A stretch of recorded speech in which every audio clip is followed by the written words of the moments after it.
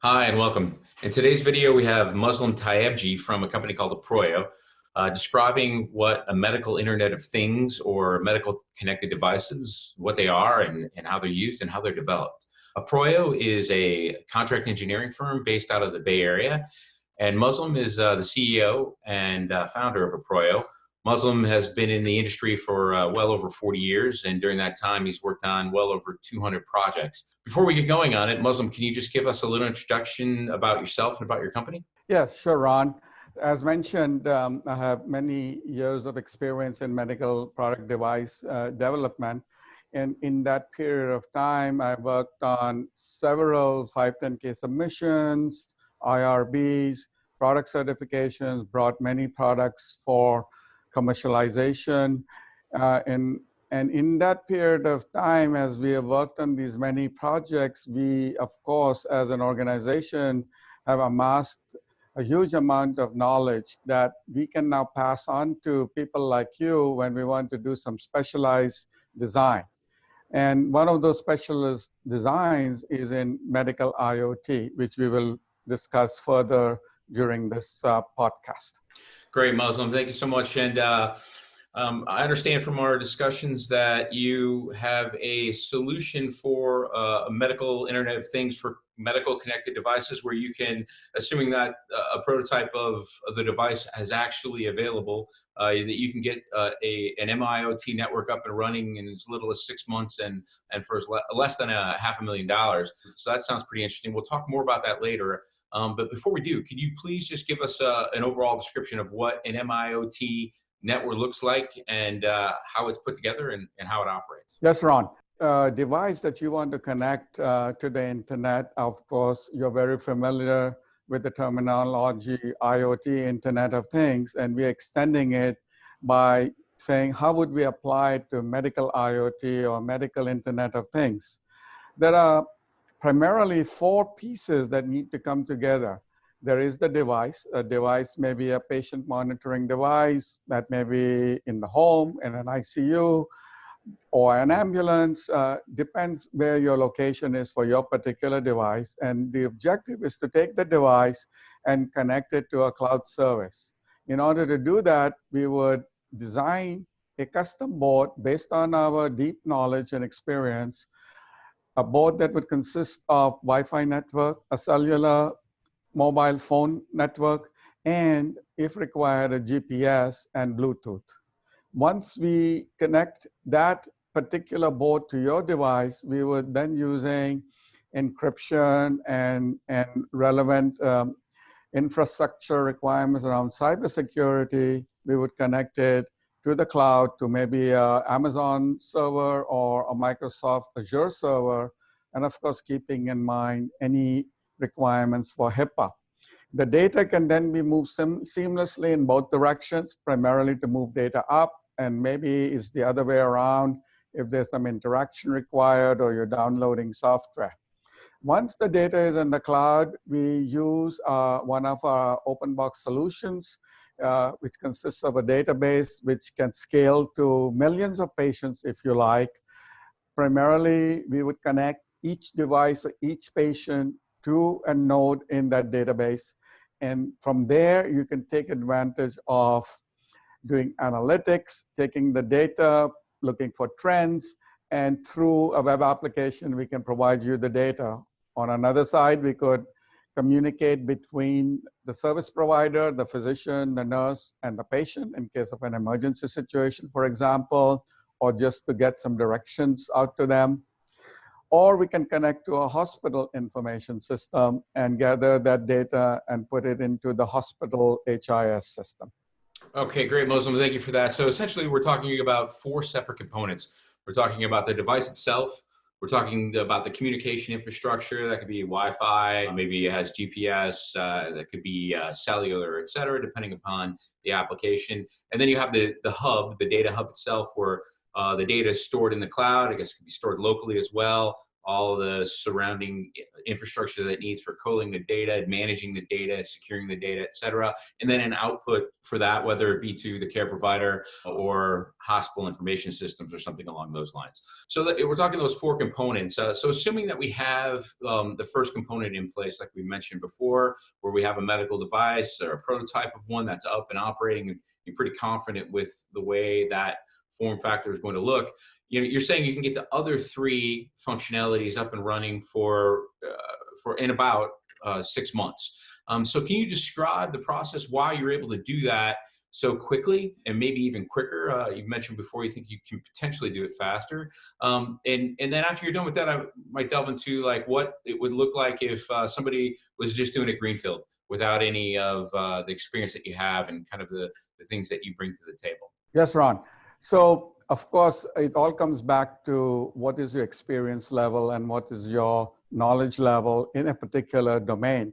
And in this particular domain of medical IoT, we have very deep knowledge in terms of the engineers that would have work on it. The design is worked out, it exists. And what we would have to do is basically configure it for your environment, develop a printed circuit board for that, deal with the antenna placement, and port the software into one of your devices. Maybe we'll use an ARM processor with a Linux operating system, bring up the drivers. And once we have that done, that is your basic system. And with that, we are able to not only interface with your device, your medical device, and also to the cloud service to be able to put the data out there. Keep this in mind that all the requirements of cybersecurity and encryption, all that also would be part of this particular implementation. Mm-hmm.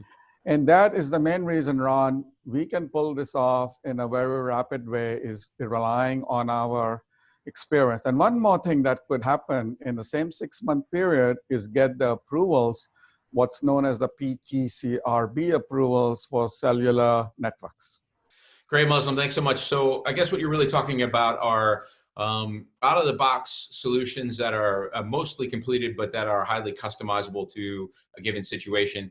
I think in the future, maybe we could talk a little bit about, in other videos, maybe about how you go about managing the data in the cloud. I think that's pretty interesting, and maybe some of the solutions that you have from a communication set that are kind of novel and readily applicable.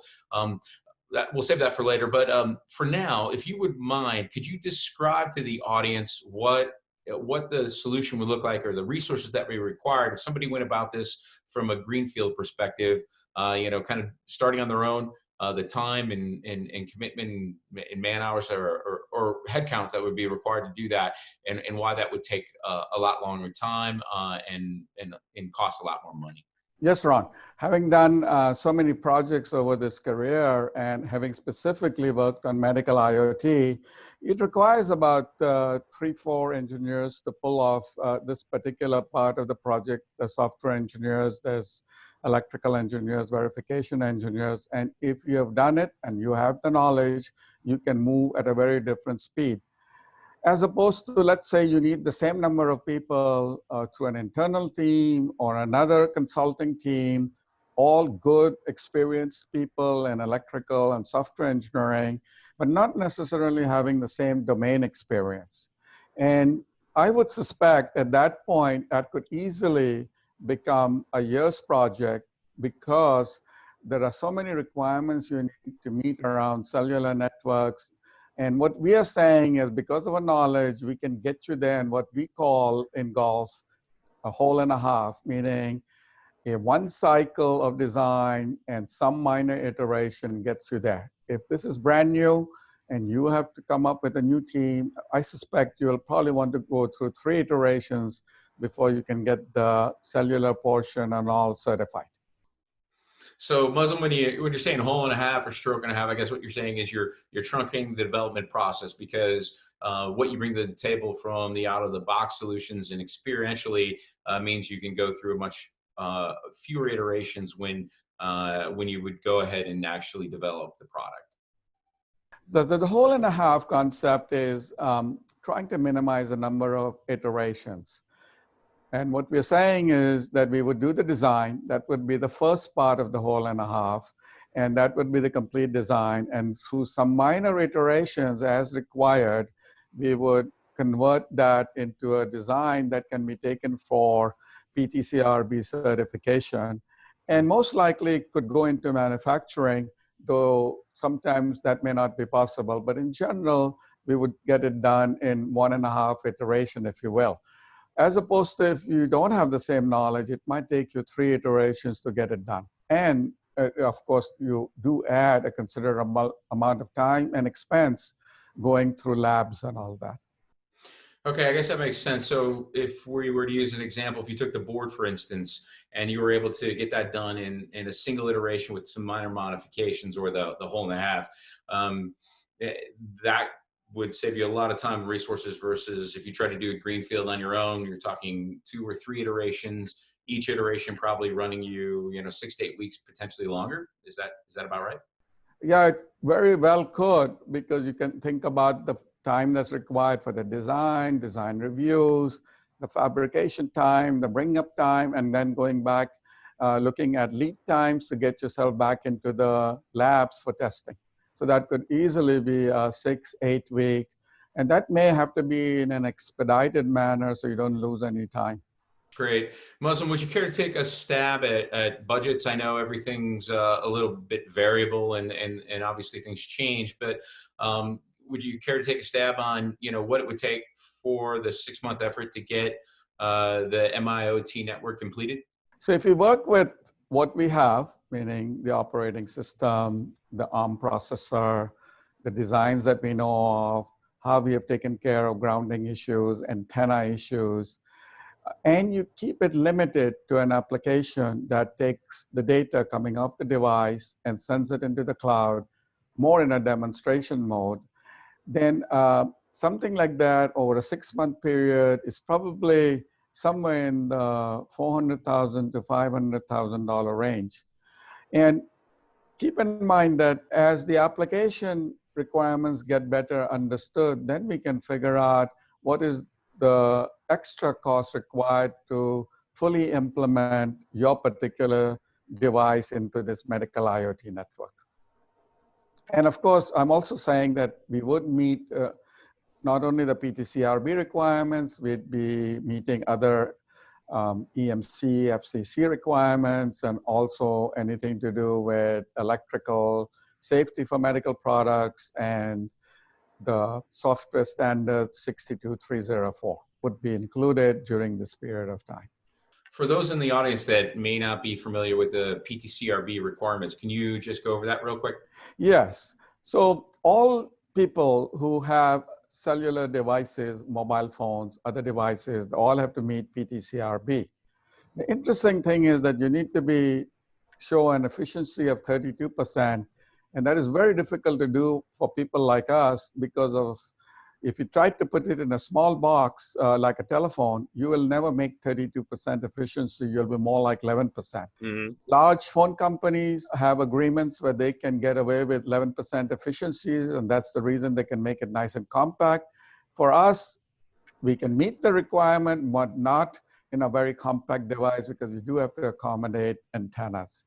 So PTCRB is what's required for you to put your cellular device, and along with possible certification by, let's say, Verizon, before it can be put onto the network.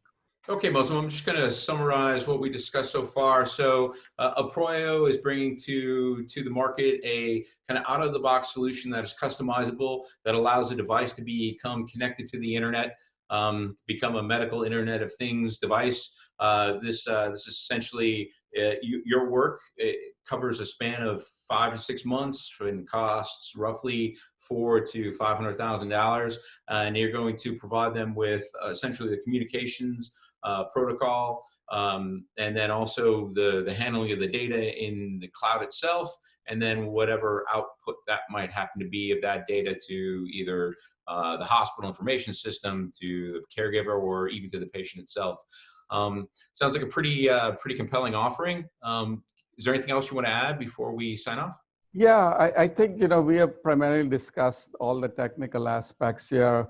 But we would also like to add that we can also help you with making sure you get into the right contractual agreements on who your cellular provider is going to be. And besides that, we can also work on any other aspect, for example, the cost. As you know, cellular networks are based on data rates. And we can work with you on that also. We can also work with you on battery-operated devices with long lives that can be woken up through SMS texting in order to preserve battery life. So there are many aspects to that that can also be covered during this product development of your device. Well, thank you very much, Muslim, and thank you to the audience for joining us. Muslim, I think it's a pretty interesting and compelling product that you're putting together. Probably has a lot of relevant applications into small to medium enterprises in particular. Something to get a product out to market and connect it into the internet and connect it into the cloud, along with outputs in a fairly short period of time by somebody that knows what they're doing. Thank you to the audience for your time. As always, please like our podcast and subscribe to the channel so we can push more information out to you whenever it becomes available. All the best, and thank you, Muslim. Thank you, Ron.